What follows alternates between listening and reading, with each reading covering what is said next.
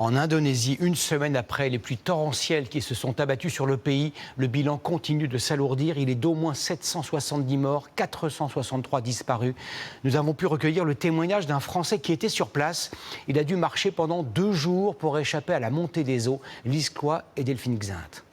C'est un voyage avec la peur au ventre. Dimanche dernier, après une semaine de pluie diluvienne, le village de Robin Komito est coupé du monde. Il n'a plus le choix, les provisions vont manquer, il décide de fuir.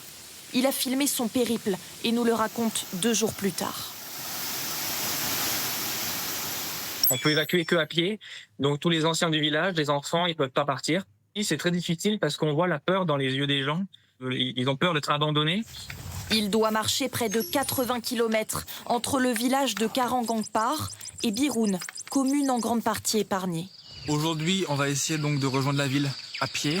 Ça va être long, ça va nous prendre au moins toute la journée. Ce pays qu'il aimait tant, il ne le reconnaît plus. C'est très dur physiquement parce que effectivement, il y a des mètres de terre, de boue qui sont sur le chemin. Donc des fois, il n'y a pas le choix, il faut traverser au milieu. C'est argileux, c'est presque des sables mouvants. Donc à un moment, je me suis retrouvé vraiment bloqué, j'avais pas à sortir. Des ponts de fortune ont été érigés pour traverser la rivière. Le moindre faux mouvement peut leur coûter la vie. Il y a une pauvre corde pour nous retenir à la sur le câble. On entend les bambous craquer. Sur sa route, d'autres sinistrés. Certains ont perdu leurs parents, leurs époux, leurs enfants.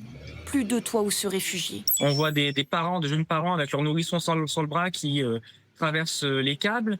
On voit des femmes qui sont en pleurs, qui enlacent leur mari ou leur fils parce qu'elles les ont pas vus depuis des jours. Après 2 jours de marche, Robin est aujourd'hui en sécurité. Ceux qui n'ont pas pu s'enfuir manquent de tout. J'ai appris il y a quelques heures qu'il y a plusieurs personnes, donc notamment des personnes âgées, qui sont décédées de faim. De premières aides ont été déployées par l'armée. Dérisoire face aux millions d'Indonésiens sinistrés.